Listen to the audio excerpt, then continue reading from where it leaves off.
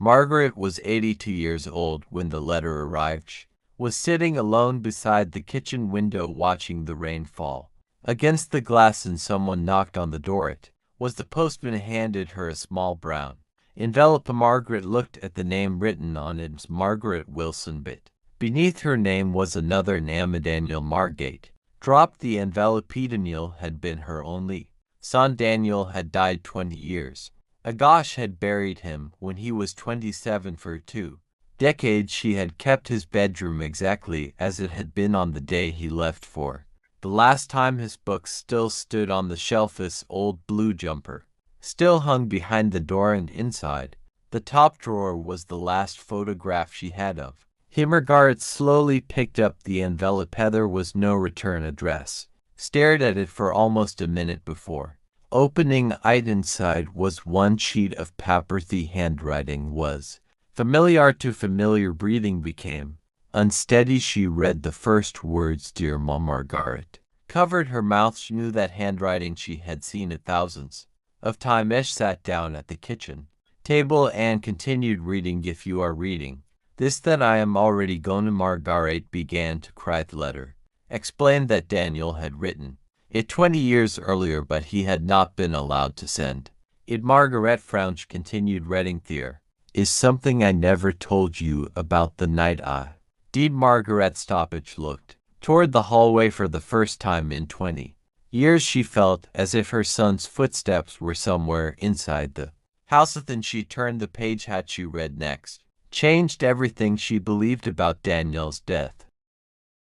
Margaret read the sentence again. "There is something I never told you about the night I did." Her fingers tightened around the paper. Daniel had always been honest with her, at least she had believed he was. She continued reading them. "The accident was not what everyone told you." Margaret's heart began pounding. 20 years earlier, Daniel had been driving home from work when his car had crashed on a dark country road. Police had called it an accident. There had been no other car, no witnesses, no reason to suspect anything. Daniel had simply lost control. That was what Margaret had been told, but the letter said something different. He was not alone that night. Margaret stopped breathing for a moment. She looked toward the old clock on the wall. Its ticking suddenly sounded unbearably loud. She continued, "A man was following me. I did not know why. He tried to lose him, but he kept coming." Margaret's eyes filled with tears. Then came the sentence that frightened her most: "If anything happens to me, do not trust the person who tells you it was an accident." Margaret dropped the letter onto the table. For 20 years she had believed her son had died because of a terrible mistake. Now she wondered if someone had wanted him dead. She rushed to Daniel's old bedroom.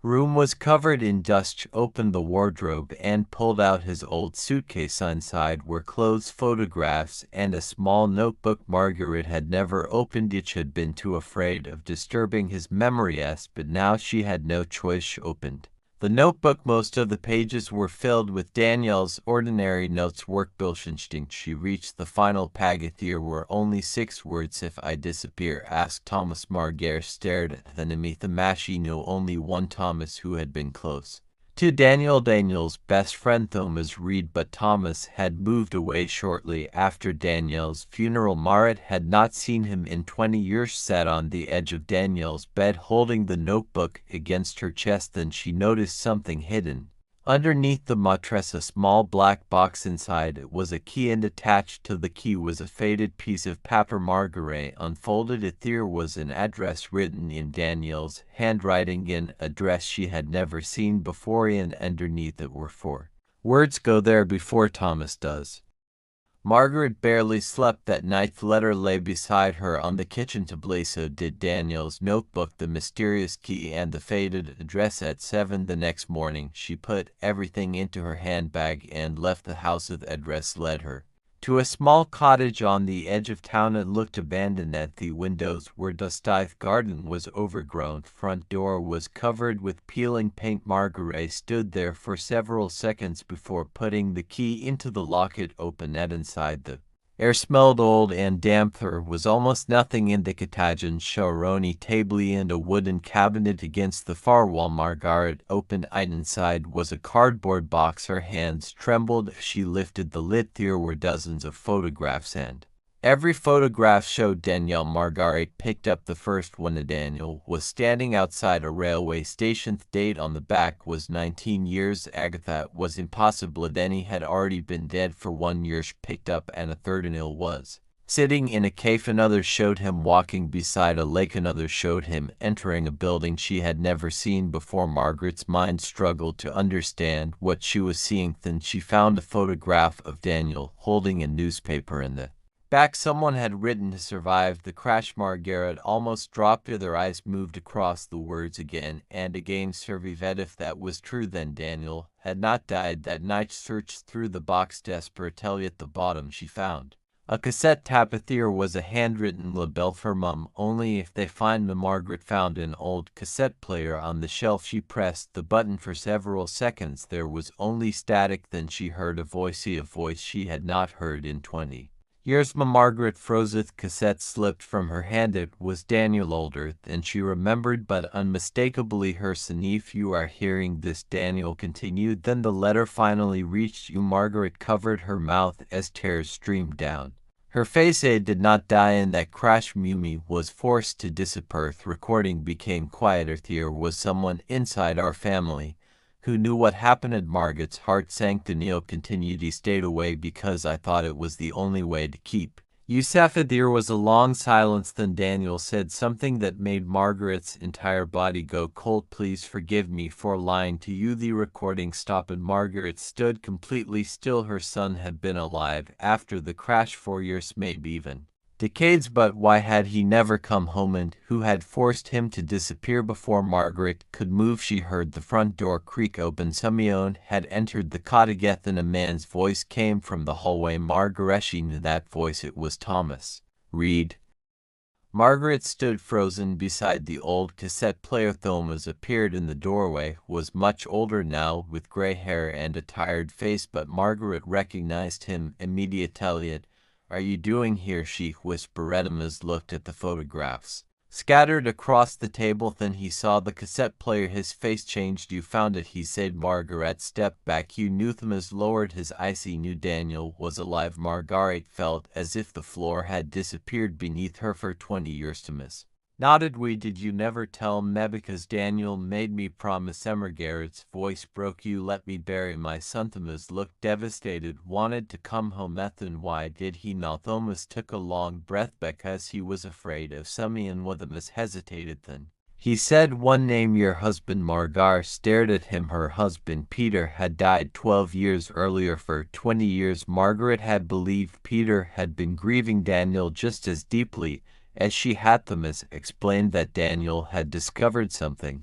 Shortly before the crash, Peter had been involved in a financial scheme with several people. Daniel had found evidence and threatened to expose them. The night of the crash, Daniel's car had been forced off the road. Thomas had found him badly injured and helped him disappear. Daniel believed that if Peter discovered he was alive, Margaret would be in danger too, so he stayed away. Margaret whispered. Thomas nodded, but he never stopped watching you. Margaret's eyes filled with tears. You mean he was alive all those years? Where is he now? Thomas looked at her sadly. That is why I came. He reached into his coat and pulled out another envelope. Margaret recognized the handwriting immediately. Leiden's handwriting, but this envelope was different. There was notationally one sentence written across the front. Mum, I am sorry you had to learn the truth this way. Margaret opened it with trembling hands. Inside was a short letter. He wanted to come home. I tried more than once, but every time I came close, someone